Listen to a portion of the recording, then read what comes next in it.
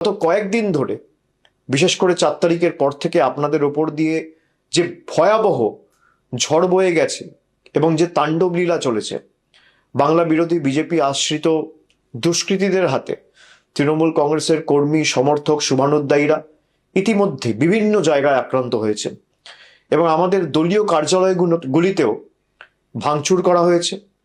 সব থেকে যন্ত্রণাদায়ক সেটা হচ্ছে রাজ্যের বিভিন্ন প্রান্তে নির্বাচন পরবর্তী হিংসায় যারা শান্তির বাণী শোনাত, তারা 4 তারিখে জোর জবরদস্তি ক্ষমতা দখল করার পরে আমাদের 10 জন একনিষ্ঠ সহকর্মীকে নির্মমভাবে হত্যা করেছে।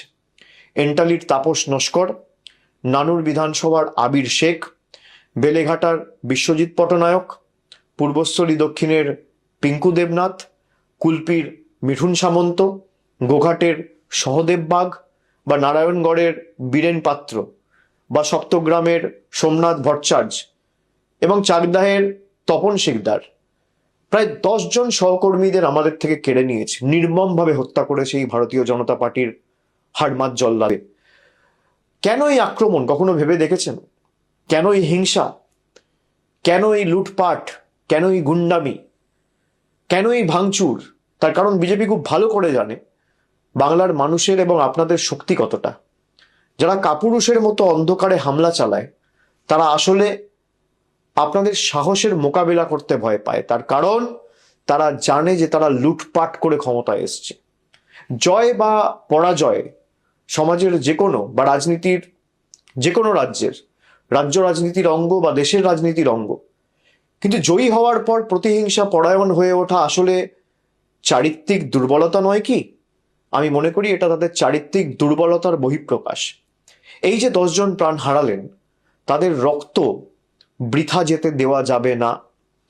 তাদের আত্মত্যাগ আমাদের পিছু হাঁটার কারণ হতে পারে না, বরং তাদের দেখা স্বপ্নগুলি পূরণ করাই হবে আমাদের অন্যতম দায়িত্ব এবং আগামী দিনের শপথ। মনে রাখবেন, তৃণমূল কংগ্রেস এমন একটা দল যার জন্ম হয়েছে রাজপথের ধুলোয়, আন্দোলনের মাধ্যমে, লড়াইয়ের ময়দানে, হার না মানা মানসিকতার মধ্যে দিয়ে। মনে পড়ে সিঙ্গুর নন্দীগ্রামের সেই দিনগুলি যখন চারিদিকে ছিল শুধু বারুদের গন্ধ আর সিপিএম এর হাড়মাত বাহিনীর লাঠির আস্ফালন? তখন কি আমরা কেউ মাথা নত করেছিলাম? ভয় পেয়েছিলাম? দমাতে পেরেছিল তৃণমূলকে? উত্তর হচ্ছে না। আমরা সেদিনে বুক চিতিয়ে দাঁড়িয়েছিলাম বলেই আজকে বাংলার মানুষ আমাদের সুযোগ দিয়েছিল 2011 সালে এবং আমরা বাংলার মানুষের হৃদয়ে জায়গা করে নিয়েছিলাম। আজকের ওই প্রতিকূল পরিস্থিতিতে অন্য কিছু নয় বা নতুন কিছু নয়, এ হলো এক অগ্নি পরীক্ষা। সোনা যেমন আগুনে পুড়ে খাঁটি হয়, আমাদের সংগঠনকেও, তৃণমূলের সর্বস্তরের সৈনিকদেরকেও এই অগ্নি পরীক্ষার মধ্যে দিয়ে আরো শক্তিশালী হয়ে উঠতে হবে।